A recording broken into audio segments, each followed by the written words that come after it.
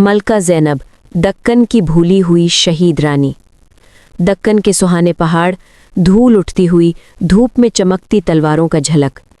दूर कहीं से अजान की आवाज़ आ रही है और उसके नीचे एक छोटी सी बस्ती में एक लड़की तलवार घुमा रही है। उसका नाम था ज़ैनब, एक गरीब लोहार की बेटी, जिसके हाथ में लोहा सिर्फ कमाई का जरिया था, लेकिन दिल में फतेह का जुनून था। वो दिन में माँ के साथ चूल्हा जलाती और रात में बाबा के लोहे के कारखाने में छुपकर तलवारों की चमक देखती। हर तलवार को छूकर कहती, एक दिन ये मेरे हाथ में होगी। ज़ैनब के चेहरे पर मिट्टी और पसीने के साथ एक अजीब सी रोशनी। आंखों में सपने नहीं, जंग का फैसला है। जिंदगी ने उसे कभी शीशे का सपना नहीं दिया, सिर्फ जख्मों की आदत दी। जब दक्कन पर अंग्रेज़ों का साया छा गया और लोगों के घर लूट लिए गए, तो ज़ैनब के अंदर की आग फट पड़ी। उसने कहा, अगर तलवार उठानी ही है तो अल्लाह के नाम पे उठाओ, अपनी ज़मीन के लिए उठाओ। वो अब सिर्फ एक लोहार की बेटी नहीं रही, वो तकदीर की लेखक बन गई थी। ज़ैनब मिट्टी से एक पुरानी तलवार उठाती है, धूप में घुमाकर देखती है, उसका चेहरा डिटर्मिनेशन से भर जाता है। Spark of war. एक रात जब किला के पास अंग्रेजी फौज ने गांव जला दिया, तो ज़ैनब की माँ जिंदा जल गई। वो आग उसकी रूह में बस गई। उस रात उसने कसम खाई, अब से मेरी जिंदगी का हर दिन जंग का दिन होगा। ज़ैनब अपनी माँ की राख के पास घुटनों पे बैठी है, हाथ में मिट्टी उठाकर आसमान की तरफ फेंकती है। 2 दिन बाद वो जंगल के रास्ते निकल गई। एक फ़कीर मिलता है उससे, एक बुजुर्ग, सफ़ेद दाढ़ी, आंखों में सुकून। फ़कीर कहता है, बेटी, तलवार उठाने से पहले नीयत साफ होनी चाहिए। जंग सिर्फ खून के लिए नहीं, इंसाफ के लिए लड़ी जाती है। ज़ैनब चुप रही, सिर्फ एक आंसू गिरा। फ़कीर ने कहा, तेरा दिल साफ है, जब तक मैं जिंदा हूं तेरी हर दुआ आसमान तक पहुंचती रहेगी। फ़कीर के हाथ ज़ैनब के सर पर, हवा में सुकून और एक दर्द भरा है। Rise of the queen. अगले महीनों में ज़ैनब ने दक्कन के जवानों को इकट्ठा करना शुरू किया। मजदूर, किसान और पुराने सिपाही सब उसके साथ हो गए। उसने उन्हें तलवार चलाना, घोड़ा दौड़ाना और दुश्मन के निशान पे वार करना सिखाया। ज़ैनब लोगों को ट्रेनिंग दे रही है, लोग उसकी आवाज़ पे अल्लाहु अकबर के नारे लगाते हैं।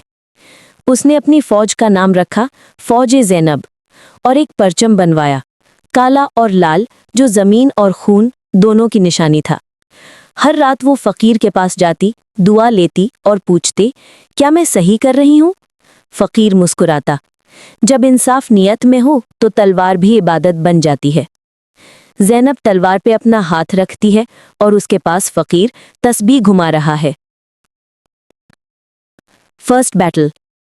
अंग्रेज़ों ने जब सुना कि दक्कन के पहाड़ों में एक औरत ने फ़ौज बनाई है, तो उन्होंने हंसी उड़ाई। मगर वो हंसी ज़्यादा देर नहीं चली। पहली जंग बीजापुर के पास हुई। 50 औरतों और 30 मर्द सिपाहियों के साथ ज़ैनब ने अंग्रेज़ी कैंप पे हमला किया। ज़ैनब घोड़े पर सवार, दुपट्टा हवा में लहराता हुआ तलवार घुमा रही है। पीछे फौजी गिर रहे हैं। हर वार में एक आवाज़ गूंजती थी, ये ज़मीन किसी के बाप की नहीं, ये हमारी माँ है। उस जंग में अंग्रेज़ी कैप्टन रॉबर्ट हिल्स मर गया। ज़ैनब ने अपनी तलवार उसके सीने में घुसाते हुए कहा, ये तेरे एम्पायर का पहला जख्म है। फ़ौज-ए-ज़ैनब जीत गई। लोगों ने उसे पहली बार मलका ज़ैनब कहा। लोग उसके सामने झुककर नारा लगाते हैं और हवा में परचम लहराता है। Silent bond. उसके जीत के बाद फ़कीर उसे मिला, लेकिन इस बार उसके चेहरे पर मुस्कुराहट नहीं थी। उसने कहा, बेटी, हर जीत के साथ इख्तियार आता है। इख्तियार इंसान को तोड़ता भी है। ज़ैनब ने कहा, मैं सिर्फ अपनी ज़मीन के लिए लड़ रही हूँ।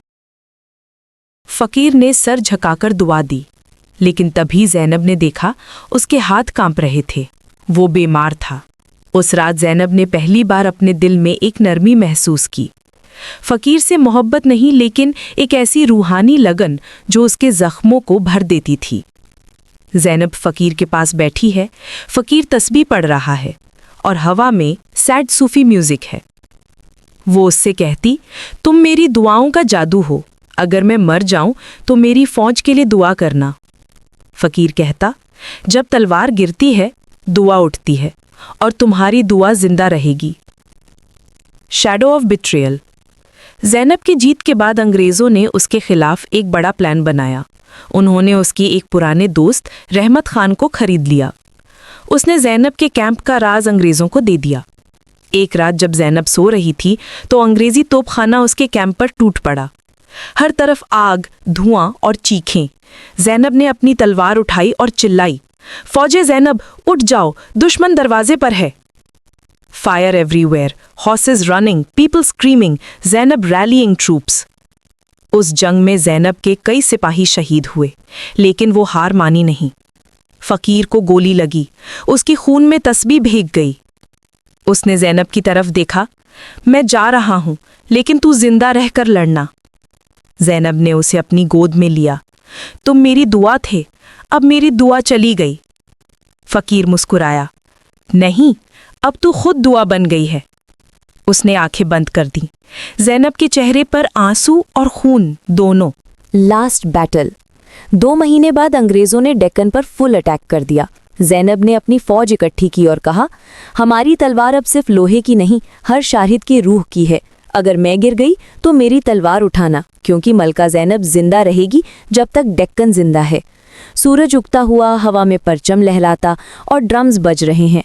बैटल शुरू हुई, तोपें गरजीं, तलवारें टकराईं और ज़ैनब घोड़े पर से अपने सिपाहियों के बीच से गुजरी जैसे बिजली हो। हर अंग्रेज़ी फ़ौज उसके सामने झुकी, मगर गद्दार रहमत खान ने उसके पीछे से गोली चलाई। गोली उसके कंधे में लगी मगर वो रुकी नहीं। उसने गोली निकालकर फेंक दी और चिल्लाई, ज़मीन से प्यार जान से ज़्यादा होता है। फिर उसने अपनी तलवार घुमाकर रहमत खान का सर काट दिया। खून हवा में बिखर रहा है और ज़ैनब के चेहरे पर कोई डर नहीं। उसके बाद एक अंग्रेज़ी तोप के धमाके ने उसे घोड़े से गिरा दिया। वो ज़मीन पर पड़ गई, आसमान देखती हुई। आसमान बिल्कुल वैसा था जैसे बचपन में देखती थी, एक खुला कैनवस जहां उसने अपने सपने लिखे थे। उसने हल्की मुस्कुराहट के साथ कहा, फ़कीर, मैंने दुआ पूरी कर दी। उसके हाथ से तलवार छूट गई और वो शहीद हो गई। हवा में परचम लहरा रहा है, पीछे लोग मलका जिंदाबाद के नारे लगा रहे हैं। कई साल बाद लोग कहते थे, जब भी डेक्कन में आंधी चलती है तो मिट्टी के साथ एक आवाज़ आती है, ज़मीन मेरी माँ है और मैं उसकी बेटी ज़ैनब हूँ। आज भी कुछ लोग उसके मकबरे के पास दीप जलाते हैं और कहते हैं कि अगर कोई दुआ दिल से मांगी जाए तो वो फ़कीर और मलका दोनों सुनते हैं। सनसेट, फ़कीर का तस्बीह हवा में लटक रहा है और एक आवाज़ गूंजती है, फ़ौजे ज़ैनब कभी नहीं मरी।